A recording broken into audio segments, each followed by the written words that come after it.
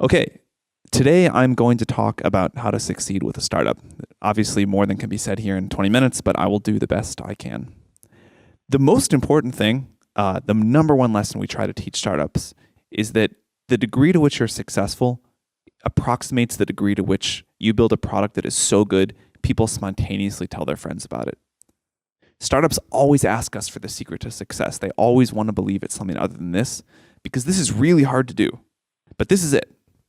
If you can build a product that is so good, people spontaneously tell their friends about it, you have done 80% of the work that you need to be a really successful startup. If you think about the most successful companies you know, Google, Facebook, whatever, you probably found out about them because a friend of yours said, you got to try this, it's great. So this is the bar. Something that people love so much they tell their friends about it.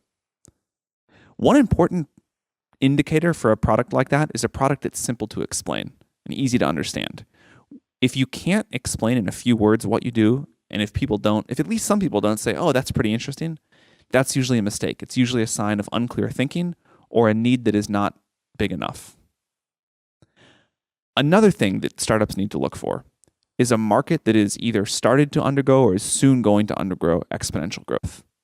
I think this is actually related to one of the biggest mistakes investors make when evaluating startups. Investors always say, well, what's your growth rate? We care about the growth rate. Investors will forgive smallish revenue today if it's growing quickly. For some reason, people don't think about markets this way. But if you think about the most important startups, they are the ones that I start in small markets that are growing very, very quickly. 11 years ago, the market for iPhone apps was $0. It's now huge. And I think if you only think about the TAM today, you'll make a big mistake. What you really want to do is identify a market that's going to grow every year and be able to ride that up elevator. A really important thing to figuring this out is learning how to differentiate between real trends and fake trends. A real trend is something that's actually going to happen and a fake trend is not, or at least not yet. And before you make a big bet on a new platform, you want to make sure it's real. Now, there's an easy trick for this, which I'll share now. Real trends are ones where a new technology platform comes along and the early adopters use it obsessively and tell their friends how much they love it.